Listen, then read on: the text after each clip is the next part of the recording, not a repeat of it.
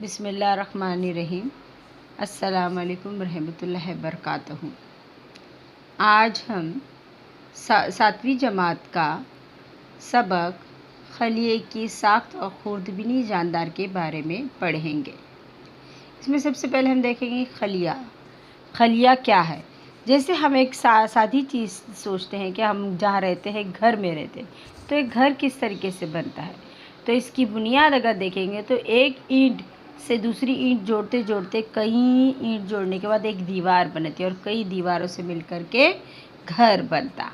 इसी तरीके से हमारे जिस्म में भी जो उज़ू रहते हैं, अलग अलग चीज़ें, हाथ है, पैर है, जो भी है हमारे, इनका बारीक से बारीक हिस्सा जो है हिस्सा खलिया कहलाता है। और ये खलियात जो होते हैं, यहाँ पर हम गौर करेंगे तो ये बारीक से हिस्सा जो खलिया होता है, ये जोड़ करके नसीज बनता और फिर वो जा कर के उज़ू बनता है। और उज़ू से हम बहुत सारे उज़ू मिल करके एक निज़ाम बनाते। जैसे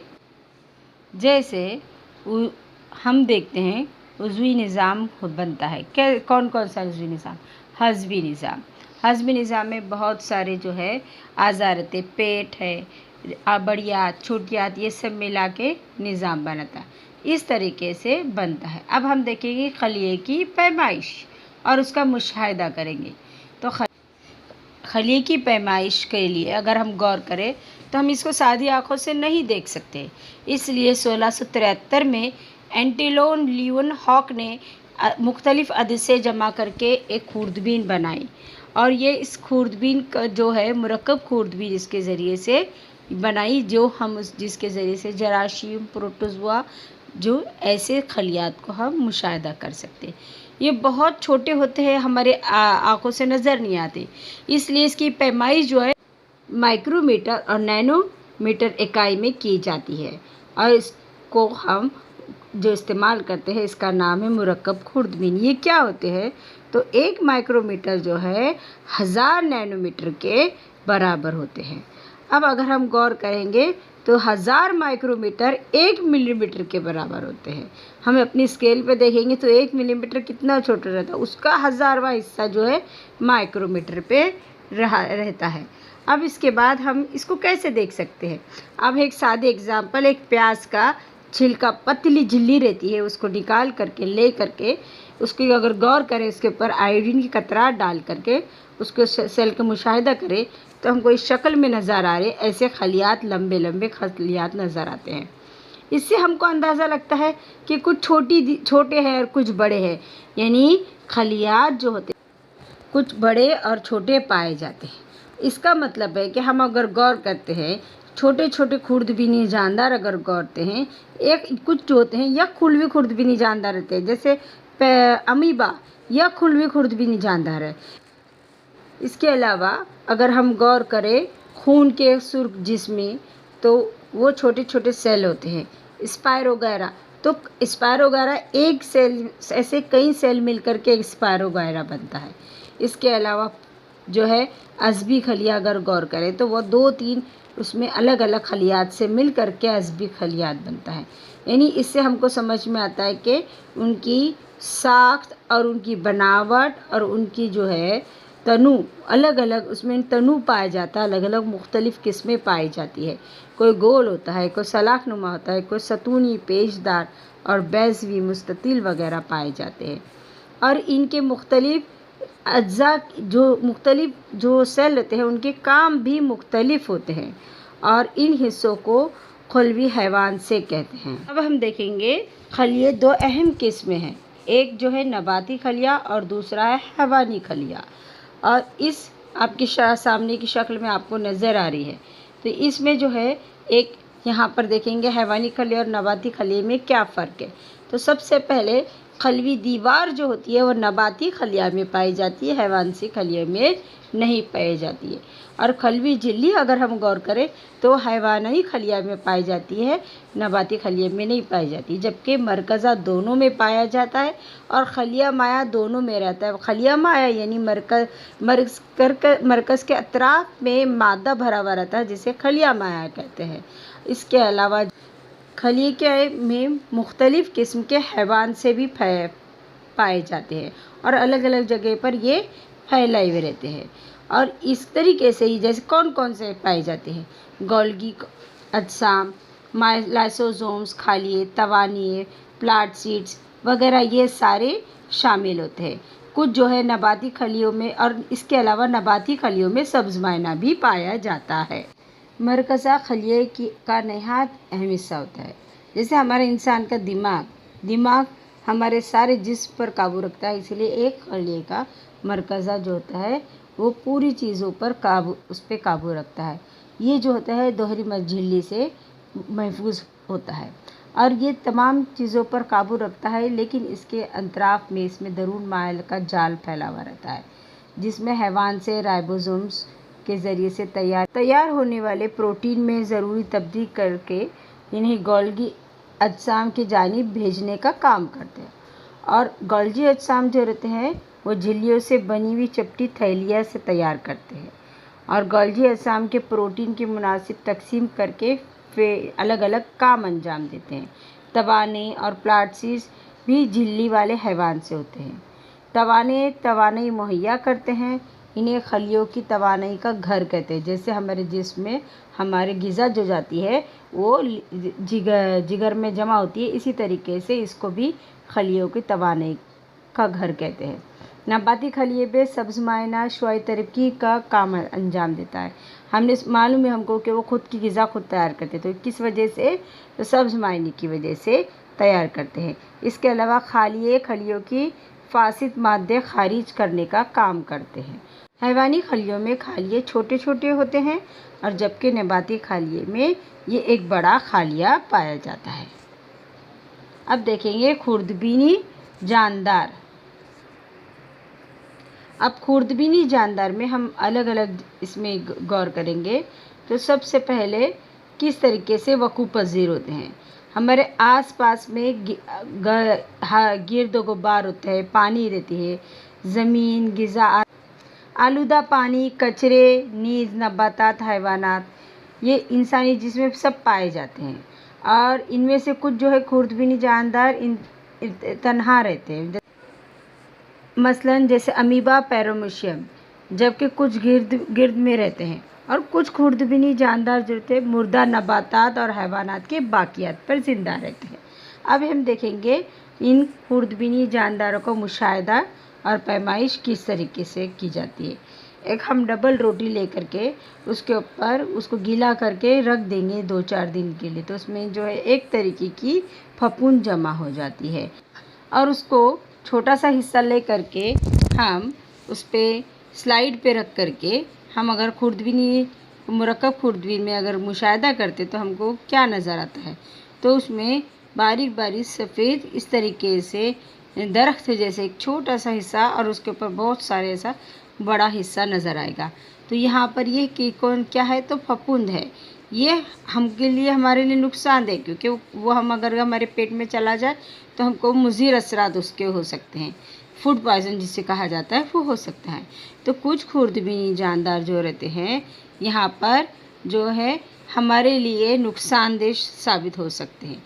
कुछ खुर्दबीनी जानदार जैसे पाव पर उगने वाले फफूंद, रोटी पर उगने वाले फफूंद, ये हमको मालूम है नुकसानदेह है।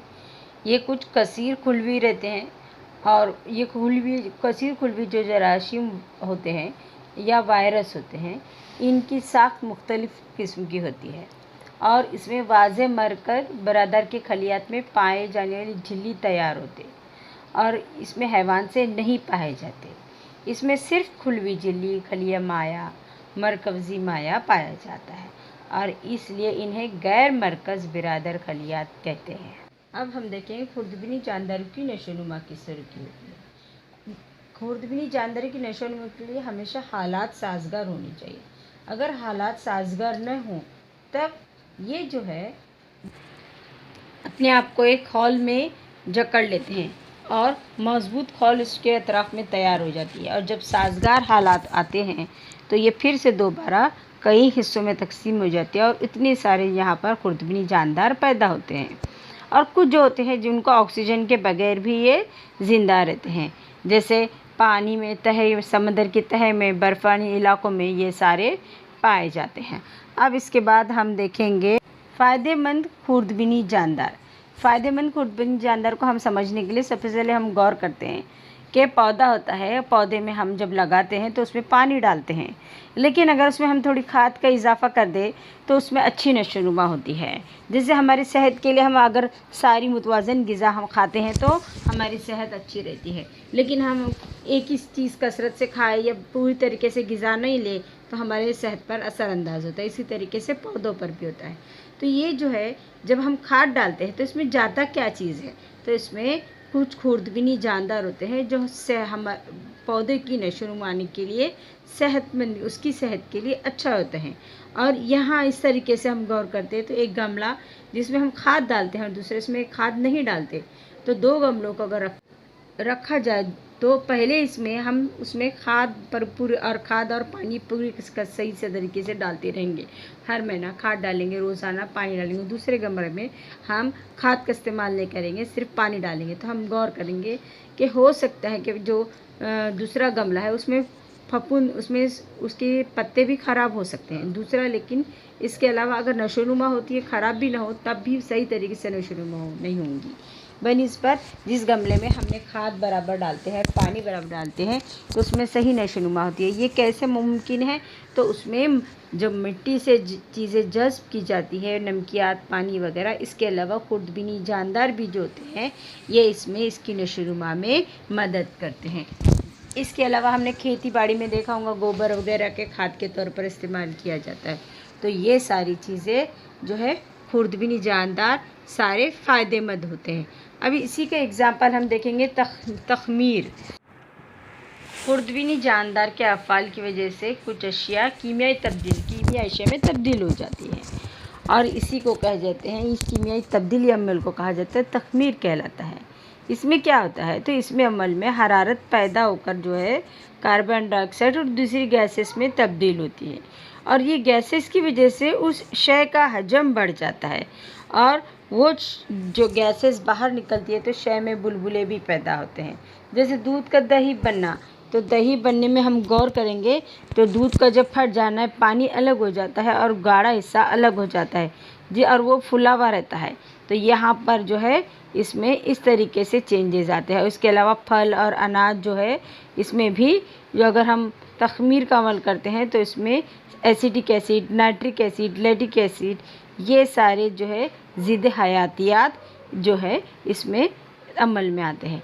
ज़िद हयातियात के यहाँ पर अगर हम गौर करते हैं तो हम समझ में आता है क्या है ये, इसके बारे में हम जानना चाहते हैं। ज़िद हयातियात यानी क्या, यानी हम अगर हमारे जिस्म में देखेंगे, हम अगर कोई सर्द चीज़ खा लेते हैं या कोई गर्म चीज़ खा लेते हैं तो हम फ़ौरन बीमार नहीं पड़ते। क्यों नहीं पड़ते?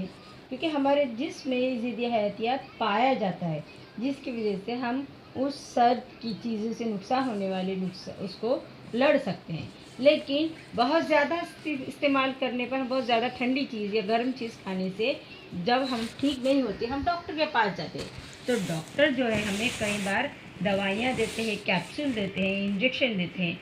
तो ये चीज़ें क्या होती है, तो इसमें जो है दवाइयों में मुख्तलिफ अमराज के जरासीम का ख़ात्मा करते हैं। ये जो दवाइयाँ होती है इसमें ख़त्म करने के लिए इस्तेमाल किया जाता है और इन्हीं दवाइयों को ज़िद हयातियात कहा जाता है। पुराने ज़माने में टाइफाइड, हैज़ा वगैरह इनके इलाज थे, लेकिन उस पूरी तरीके से इलाज नहीं हो पाते थे, तो इसलिए कई बार इंसान की मौत भी वाक़ई होती थी। लेकिन आज हमारी साइंस ने इतनी तरक्की कर ली है कि हम इन ज़िद हयातियात की वजह से हम इसमें दवाइयाँ बना करके बच्चों को मुख्तलिफ़ तरह के टीके वगैरह दिए जाते हैं, जिसकी वजह से इन अमराज के आने से पहले ही हम इसके क़ुव्वत मदाफ़त पैदा अपने आप में बना लेते हैं, जिससे लड़ने की ताकत पैदा कर लेते हैं, जिसकी वजह से ऐसे अमराज होने के हमको लाहक। जैसे हम एक ज़माना था पोलियो के बहुत बच्चे पाए जाते थे, लेकिन आज हमारे पास पोलियो के बहुत कम बच्चे नज़र आते। क्यों होता है? क्योंकि हमारे पास यहाँ पर इसकी ज़िद हयातियात अभी तैयार है और इसी बिना पर बहुत सारी ऐसी चीज़ों को मैं इस्तेमाल कर, जैसे चमड़े की सनत, घाय पात के ज़रिए से, ये सारी चीज़ें जो है खुर्दबीनी जानदारों का इस्तेमाल किया जाता है। और खुर्दबीनी जानदार जानदार में तेल पर नशोनुमा भी पाते और इसलिए समंदर में तेल के रिसाव से तेल की तह को इन जानदारों की मदद से निकालकर पानी की सफाई भी की जाती है। खेत में नबाती कचरा, इंसानी गलाजत, घर का गीला कचरा एक जमा कर करके इसको बायोगैस प्लांट की मदद से कुदरती गैस और खाद तैयार की जाती है। इस तरीके से अभी हमको इतना समझ में आता है कि कुछ खुर्दबीनी जानदार हमारे लिए बहुत सारे मुफीद होते हैं, लेकिन ज़रूरी नहीं है कि सारे जानदार फ़ायदेमंद हो, लेकिन कुछ जानदार जो है नुकसानदेह भी होते हैं। जैसे नुकसानदेह खुर्दबीनी जानदार कौन कौन से हैं, तो हम अगर देखे जाएँ तो हम अचार है या कोई रोटी गीली रख दी गई है या रोटी हमने ध्यान नहीं दिया, 2-3 दिन के बाद उसमें बास आने लगती है, उसमें फफूंद जमा होने लग जाता है, मुरब्बे के अचार पे एक ऐसी तह जमा हो जाती है। ये सारे नुकसानदेह हैं और इसकी वजह से हमारा अगर ये पेट में हम ध्यान न दें और हमारे पेट में चले जाए तो हमको यहाँ पर कई बार कई होती है, कभी हमारे पेट में दर्द चालू हो जाता है, ये सारी बीमारियाँ हो सकती है। तो ये क्या क्यों होती हैं, तो यहाँ पर ये जो ग़िज़ाई समीत हो जाती है, यहाँ पर एक तरह का जो है जहर बन जाता है और ये जहर जो हमारे ग़िज़ा में जब दाखिल हो जाती है तो ये पूरी जो है चीज़ों को ख़राब कर सकती है। इसलिए हमको दस्त, उल्टी व कहे वगैरह होती है। तो इसको हमको जो है ध्यान रखना चाहिए कि हम नुकसानदेह खुर्दबीनी जानदार से परहेज़ करें और इसकी एहतियात से इस्तेमाल करें। अब हम अगर देखेंगे अमराज फैलाने वाले खुर्दबीनी जानदार किस तरीके से होते हैं, तो यहाँ पर गंदा पानी में जो गंदा पानी जमा होता है, खुली हुई चीज़ें रहती है जिसमें मक्खियाँ बैठते हैं, आलूदा ग़िज़ा जो के इस्तेमाल से इंसान को पेचिश, टाइफाइड, हैज़ा, यरकान, गैस्ट्रो जैसे बीमारियाँ हो जा सकती है और इंसान जो है इन सब से मुतासिर हो सकता है, जैसे खांसने या छींकने के। और इसके अलावा जरासीम में बहुत सारी सांस के हवा के ज़रिए से, कई बार पानी के ज़रिए से एक से दूसरे में मुंतकिल हो जाती है। इसके अलावा कचरे के ढेर पर मच्छर मक्खियाँ बैठते हैं और यही मक्खियाँ मच्छर जो हमारे ग़िज़ाओं पर भी बैठते हैं। तो इस तरीके से बहुत सारे हमको यहाँ पर और बीमारी जैसे मलेरिया है, डेंगू है, फिलिपा है, ज़र्द बुखार है, चिकनगुनिया है, ये सारी जो है बीमारियाँ हो सकती है। अब इसके लिए हमको साफ़ क्या ध्यान देना है, तो हमारे यहाँ पर हम सबसे पहले पीने का पानी साफ़ तरीके से रखा जाए, सही तरीके से रखा जाए, ढक करके रखा जाए, खुला ना रखा जाए। इसके अलावा बैतुल खुला जाने के आने के बाद हाथ धोया जाए। इसके अलावा खाना खाने बैठने से पहले भी हाथ धोना चाहिए। पर प्लास्टिक का जितना हो सकता है कम से कम इस्तेमाल होना चाहिए। ये सारी चीज़ें हम अगर ध्यान देंगे तो बहुत सारी बीमारियों से हम बच सकते हैं। खुली हुई ग़िज़ा नहीं खाना चाहिए। ये सारी चीज़ें करने से हमारी सेहत पर जो है मुज़िर असरात रोके जा सकते हैं और एक अच्छी सेहतमंद ज़िंदगी हम गुजार सकते हैं। उम्मीद है सबको ये सबक अच्छे से समझ में आया होगा और यहाँ पर इस तरीके से हमारा ये सबक ख़त्म होता है। जज़ाकल्लाह।